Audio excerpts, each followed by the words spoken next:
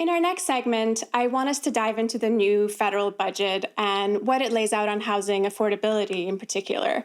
Since the Liberals took office in 2015, the average price of a home has doubled in Canada, and the federal government has now made housing the centerpiece of its latest budget. They've committed around $10 billion in total spending over the next 5 years, and they've laid out a number of policy commitments to address affordability. So to help us cut through the spin and properly understand what's being proposed, we've invited Leilani Farha on the program.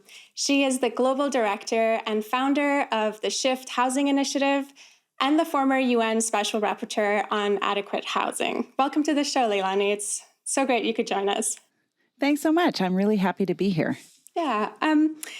So we'll break down some of the specifics of the announcement a little later on, but just to get your general thoughts first, when you look at this budget, what does it tell you about the Liberals' approach to housing and basically who stands to benefit the most from their housing plan? Yeah, so I think it's pretty clear that this budget was very much intended at promoting homeownership.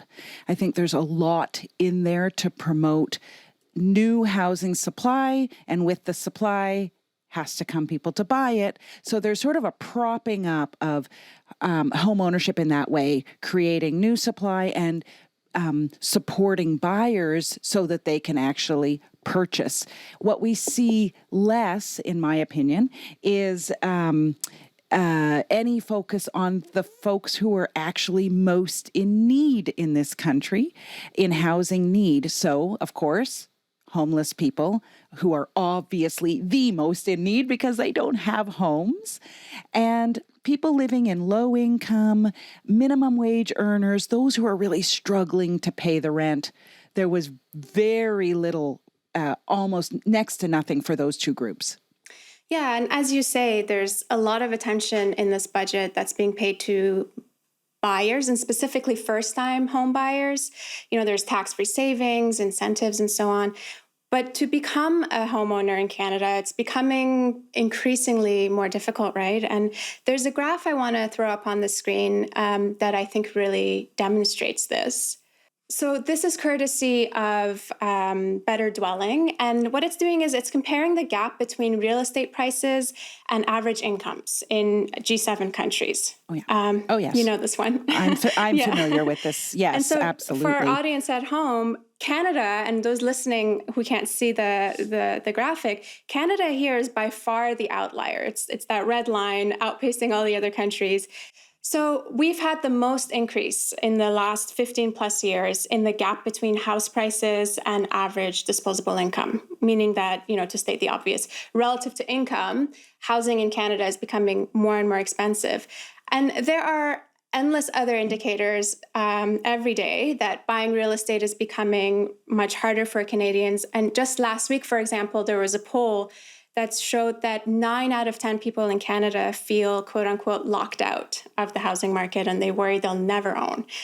And so to follow up on your point before, when you look at the new budget, what is actually in there for families and individuals who don't see house ownership on the horizon at all? Like you said, people who are unhoused, inadequately housed, or renting. So, first of all, I want to be very clear about your graph and what it says to me.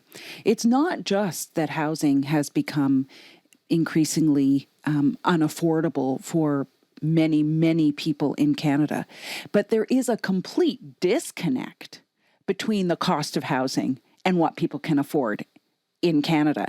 And that's obviously a major problem. I mean, that is indicative that housing has taken on some other quality. It has become something else. Obviously, it's not meeting the needs of the population, right? So then we have to ask, well, what does it become? And we know in this country it is absolutely become a vehicle for investment, a way to grow capital, a way to leverage more capital, and a place to hide capital, right? So when housing is performing all of these other functions, including driving what this government will say is Canada's economic growth, we know that to change that is going to take some pretty drastic measures that I don't see in the budget. I want to play another clip, this time from Pierre Poilievre, who, as we know, is running in the Conservative leadership race. And this is what his campaign has to say about housing. A Poilievre government would require municipalities like Vancouver speed up building permits and reduce the governmental cost associated with building things. My message to City Hall here in Vancouver is remove the gatekeepers. Stop blocking the poor, the working class, and our immigrants from the privilege of owning a home here in this country. It used to be a right, and it should be, again, if you're prepared to work hard, you should be able to own a house. Look at this house for a second. I just want you to think about this. Back when this was built, it's probably a family with a very modest income could have afforded that piece of heaven. But now, 40 years later, we look around and say, could young people with a similar working class background own the exact same house? And the answer is no. Why is that? Aren't we supposed to be moving forward? Shouldn't our working class be better off today than it was 40 years ago? So again, he's here. I mean, in the beginning of the clip we watched, he's kind of repeating that same supply side talking point about increasing supply, but he is also, in classic, faux populist fashion, really doing a great job, actually, of communicating the anger and the sense of abandonment that I think a whole generation of Canadians are actually feeling over housing. I'm curious, though, what you think of sort of first of all, what he's appealing to there, but then also how substantive the path forward that he's offering actually is. Yeah, so I've seen the whole video of Mr. Polievre, and I will say he does capture, as you said, the fiction that we are currently living in, where a small cottage-like home could be valued at $5 million. I mean, obviously that's absurd. And that's the other thing about homeowners bemoaning a 10% decrease in the equity in their home. It's like, did you really think your home was worth multi-million dollars that you've done nothing to? Do you really think you deserve to earn money by doing nothing and just sitting on a piece of property? Anyway, I do think Mr. Polievre captures it quite well, that the absurdity, the fiction there. I think in that video, you didn't play the clip, but he also says that the low interest rates set by the Bank of Canada, particularly at the beginning, I'm not sure if he says this, but particularly at the beginning of the pandemic, has resulted in money being free, basically cheap money, and that has helped contribute to the driving up of housing costs. And he's right, because it enabled this uber investment in housing as a speculative activity. So he paints the right picture, actually. And it's very hard for me to say that, because Mr. Polievre and I have had many encounters at the Finance Committee, including him refusing to shake my hand when he figured out that I had an appointment with the United Nations. So, wow. But I have to agree with what the picture he painted. Where I absolutely do not agree is with respect to his solutions. And it's pretty interesting where he went on solutions. First of all, going after cities and their gatekeeping. Yeah. Well, I mean, I think that's, again, a red herring. Maybe cities need to modernize some zoning or something like this. But I would be loath to just open up cities and just allow free development. And where have we ever seen development that's just been allowed to do what it wants? Where have we ever seen development like that actually meet the needs of local populations and those most in housing need? We haven't. And that's part of the problem that we're in right now. That's part of the crisis. There hasn't been enough regulation of what developers do. Who are they building for? What's their intention? So to just sort of say, oh, cities should loosen up and, let things run free, I think is extremely dangerous.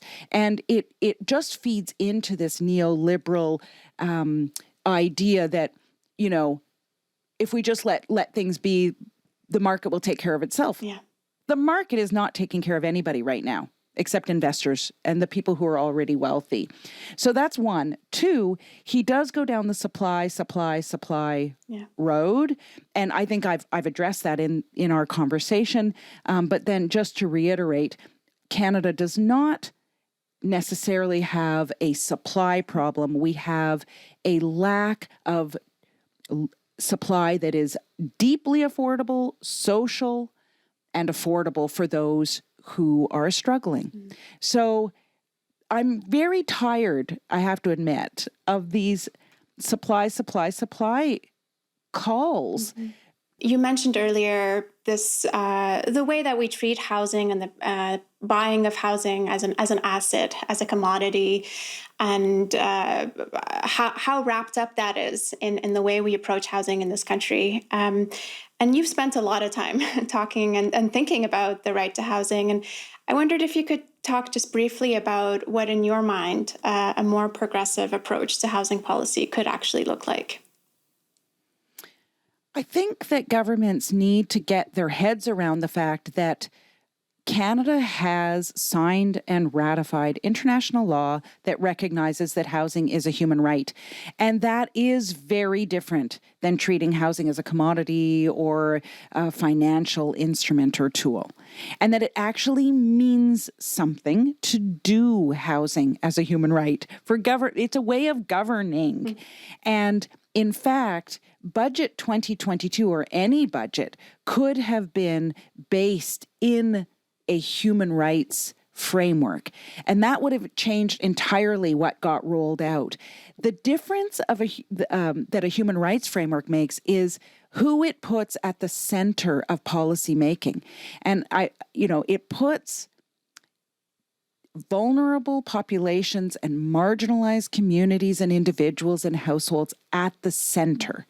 And that becomes the focus of all policies, programs, and legislation. And so it requires government to kind of do a review of existing policies and programs to determine, are they actually meeting the needs of those marginalized and vulnerable populations? And it's clear in this country, no, they aren't, right? That's why we have 235,000 homeless people and maybe more than 1 million households who can barely pay the rent, right? So that would have been the starting point for policymaking and should be the starting point for policymaking. That then leads to certain things. It leads to a commitment to develop social housing for those in need. It leads to a commitment to explore different tenure types, more about cooperative housing. What about community land trusts? Looking at different models of affordability. It's a complete reversal of how housing is done right now. So it really is a shift, which is why I started an organization called The Shift, because it shifts completely who is accountable to whom. Governments are no longer accountable to investors, the current model. They become accountable to people and people in need. Maybe one day we'll even talk about expropriation in this country. I don't know about that. I take it you're referencing what's happening in Berlin right now. Although they don't call it expropriation there, and you didn't mention Berlin, but they call it, in fact, there's a word in German that's like, it's like socialization. Yes. Yeah. And so what they're hoping for with that, they had that referendum where they voted that corporate landlords have to give up some of their units to become social housing again. They aren't expecting government to buy it back. They are expecting the housing provider, to give it back to the state, which is pretty amazing. So how do we make that happen here? That's That's the $5 million question.